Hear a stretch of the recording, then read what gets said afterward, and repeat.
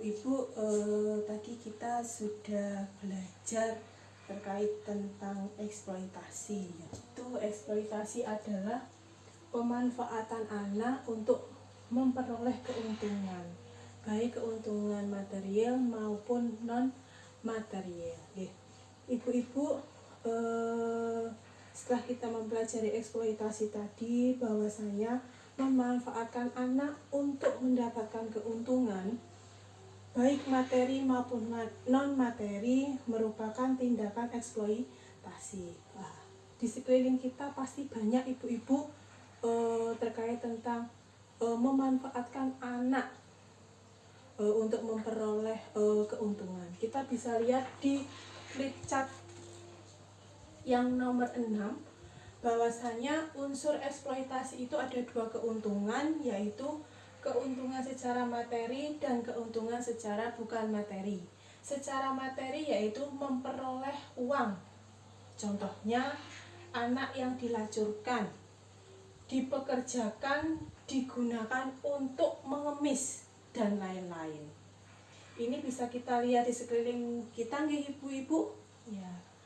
Untuk yang keuntungan bukan materi, itu yang memanfaatkan anak mendapatkan status sosial dan kedudukan yang lebih tinggi.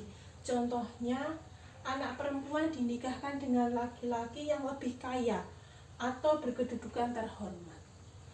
Nah, ibu-ibu di sekeliling kita ini juga ada tidak nggih? Oh iya, pastinya ada ibu-ibu, apalagi bagi orang tua yang mempunyai hutang banyak dan tidak bisa mengembalikannya. Biasanya solusinya adalah menikahkan anak gadisnya kepada yang memberi hutang, biar hutangnya itu lunas. Hal seperti itu baik atau tidak ibu-ibu? Oh iya, pastinya tidak baik ya ibu-ibu, sehingga kalau panjenengan semua menjadi orang tua yang lebih baik, harusnya kita harus menghargai keberadaan anak di lingkungan kita. Jangan sampai anak malah dimanfaatkan untuk menyenangkan hati atau keinginan dari orang tua. Tidak, kita sudah mempelajari tentang keuntungan eksploitasi. Sekarang kita coba merenungkan Bu, atau panjenengan menyampaikan terkait contoh-contoh eksploitasi yang memanfaatkan tubuh anak, tenaga anak, dan keleguan anak, maupun pengalihan tanggung jawab orang tua terhadap anak. Sesuai yang pernah panjenengan alami, pernah Bapak Ibu alami sekitar lingkungan ataupun keluarga Bapak Ibu. Monggo yang mempunyai pendapat bisa tunjuk tangan. Nanti akan saya tuliskan di lembar kertas ini.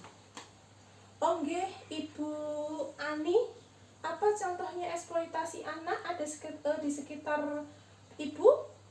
Oh, anak dijadikan pengamen jalanan. Ya. Ini banyak kita jumpai nggih Ibu Bapak, terutama di perempatan lampu merah. Biasanya itu ada anak-anak kecil yang disuruh mencari uang oleh bapak ibunya, yaitu dengan mengamen. Ada lagi? Oh iya, Ibu Ani, sebagai pengemis. Ya, betul. Ya, sebagai pengemis ya. Ya, ini sering dijumpai di mana ibu-ibu? Di lampu merah, betul sekali. Biasanya ada pengamen, ada pengemisnya di lampu merah. Kalau Bapak Ibu saat lampu merah berhenti itu pasti ada yang mendekati. Sebetulnya itu tidak diperbolehkan, sudah ada undang-undangnya nggih Ibu Bapak, bahwa anak-anak itu dilarang untuk dieksploitasi. Terus ada lagi pemulung. Iya betul. Tadi siapa ya yang menyampaikan? Oh, Ibu Susi nggih. Terima kasih, pemulung. Ya, ada lagi penjual loper koran. Nah, ya, terima kasih untuk ibu berempat yang sudah menyampaikan. Betul, pengamen jalanan, pengemis, pemulung, penjual koran ini kita jumpai setiap saat di sekeliling kita. Dengan memanfaatkan anak-anak kecil yang seharusnya sekolah menuntut ilmu, tetapi sama orang tuanya dimanfaatkan untuk mencari nafkah, dan sedangkan orang tuanya hanya duduk manis di rumah menunggu anaknya pulang untuk memberikan uangnya. Apabila anak-anak ini tidak memberikan uangnya, pasti anak-anak ini di rumah akan dimarahin. Nah, ibu-ibu perlu diketahui ini eksploitasi ini sering kita jumpai di sekitar lingkungan kita. Nah, ibu-ibu kita bisa lihat di poin kelima. Di sini ada contoh-contoh terkait eksploitasi ya ibu-ibu, yang terkait dengan pemanfaatan tubuh anak, pemanfaatan tenaga, dan pemanfaatan kepolosan dan keluguan anak. Mari kita simak bersama-sama. Contoh eksploitasi tentang pemanfaatan tubuh anak, ada anak yang dilacurkan, pornografi anak, anak yang mengalami kecacatan, atau bayi yang digunakan untuk memancing rasa iba. Pasti ditemukan ibu-ibu di sekeliling kita. Ya, betul sekali. Ini biasa kita temukan. Terus untuk pemanfaatan tenaga, ada memecah batu, mengupas kerang, memulung sampah, menyelam untuk ambil batu atau mutiara, mendulang emas, bekerja lebih dari 1 jam per hari, dan terus menerus. Nah, ini bisa dikaitkan dengan apa yang ibu-ibu bapak tadi sampaikan, memperkerjakan anak ya. Terus untuk pemanfaatan kepolosan dan keluguan anak, di sini ada perkawinan anak pada usia sebelum 18 tahun, anak dijual untuk bayar hutang dan lain-lain. Ya, betul. Ini juga bisa kita lihat di sekeliling kita ibu-ibu. Contoh-contoh ini adalah juga contoh nyata yang ada di sekitar kita. Nah, monggo ibu-ibu kita bisa buka buku pintar halaman 41. Ya, membawa ibu-ibu? Ya, betul. Kalau yang tidak membawa, ini ada buku pintarnya. Ya, di situ juga sudah sama ya ibu, dijelaskan contoh-contoh eksploitasi anak, dilihat dari segi pemanfaatan tubuh anak, pemanfaatan tenaga, pemanfaatan kepolosan dan keluguan anak, serta alasan kenapa eksploitasi anak itu ada 2 keuntungan, yaitu keuntungan materi dan bukan materi.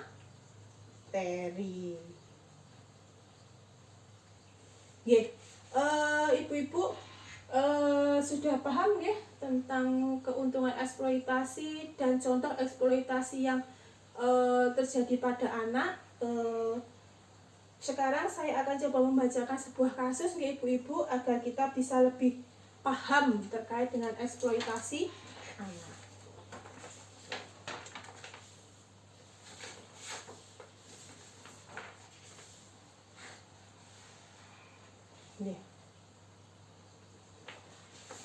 Di sini ada cerita ibu-ibu, hati-hati perdagangan anak makin ramai.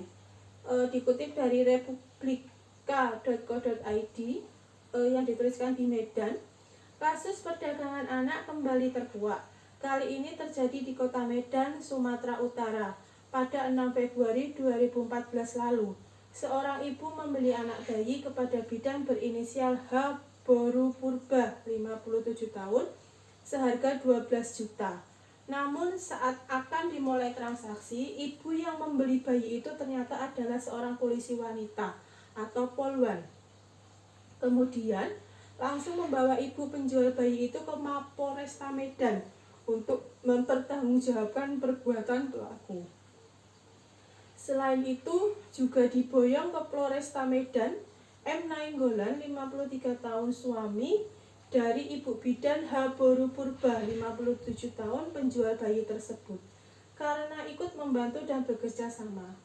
Bayi yang dijual itu diduga anak seorang pekerja seks komersial atau PSK dari Batam, Provinsi Kepulauan Riau. Kasat Reskrim Polresta Medan Kompol Jen Kelvin Simanjuntak membenarkan penangkapan pelaku penjual bayi tersebut. Pakar hukum dari Universitas Sumatera Utara atau USU,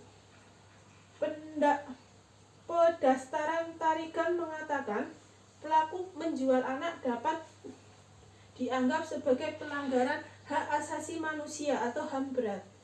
Wajar dijatuhi hukuman berat sehingga dapat membuat efek jera bagi pelaku dan tidak mengulangi lagi perbuatan melawan hukum tersebut. Kata Pedastaran Tarigan di Medan, Kamis tanggal 13 Februari, perbuatan memperdagangkan anak bayi tersebut menurut dia juga dinilai tidak mempunyai peri kemanusiaan dan termasuk pelanggaran hukum berat. Pekerjaan memperjualkan anak bayi untuk memperkaya diri sendiri adalah perbuatan dilarang dan tidak dibenarkan. Dan apalagi dilakukan pula oleh seorang bidan, jelasnya. Dia menyebutkan perdagangan bayi itu diduga memiliki jaringan sindikat di dalam negeri maupun negara asing. Kasus memperjualbelikan bayi itu lanjutnya cukup marak terjadi di berbagai daerah di Indonesia. Bahkan ujar dia, kegiatan ilegal dan pelanggaran hukum tersebut dikoordinir secara rapi dan sulit untuk dibongkar aparat kepolisian. Aparat keamanan terpaksa harus melakukan penyamaran untuk bisa mengungkap praktek kotor yang sudah berjalan cukup lama, namun tidak diketahui pihak berwajib. Kata Kepala Laboratorium Fakultas Hukum Universitas Sumatera Utara ini, untuk menipu warga dan petugas keamanan, pelaku bisnis anak bayi itu berpura-pura membuka klinik bersalin di rumahnya. Kegiatan ini sangat tidak mencurigakan. Terbongkarnya kasus penjualan anak ini juga berkat laporan masyarakat kepada Polresta Medan. Staf pengajar pada Fakultas Hukum USU itu juga meminta kepada masyarakat yang mengetahui perdagangan bayi segera melaporkan ke pihak berwajib untuk meminimalisir kejahatan perdagangan anak. Kejahatan perdagangan anak bayi itu harus ditertibkan karena juga meresahkan masyarakat dan banyaknya terjadi bayi yang hilang dan penculikan terhadap anak-anak. Kata Pedasteran. Sumbernya http://berita.co.id/N0-8R5 strip hati-hati strip perdagangan strip anak strip makin strip marak. Ya, ibu-ibu, ini contoh kasus yang terjadi di sekeliling kita. Kasus tadi belajar tentang apa, Ibu? Betul, perdagangan anak bayi. Jadi ini sudah terjadi marak di sekeliling kita. Jadi monggo ibu-ibu yang mempunyai anak diberi pengetahuan atau diberi pengertian apabila tidak mengenal orang asing, harap tidak langsung percaya. Jadi ibu-ibu, kesimpulan pelajaran kita terkait dengan eksploitasi anak ini adalah bentuk eksploitasi itu ada beberapa untuk tujuan keuntungan sosial dan ekonomi, dan keuntungan lain yang tidak dibenarkan.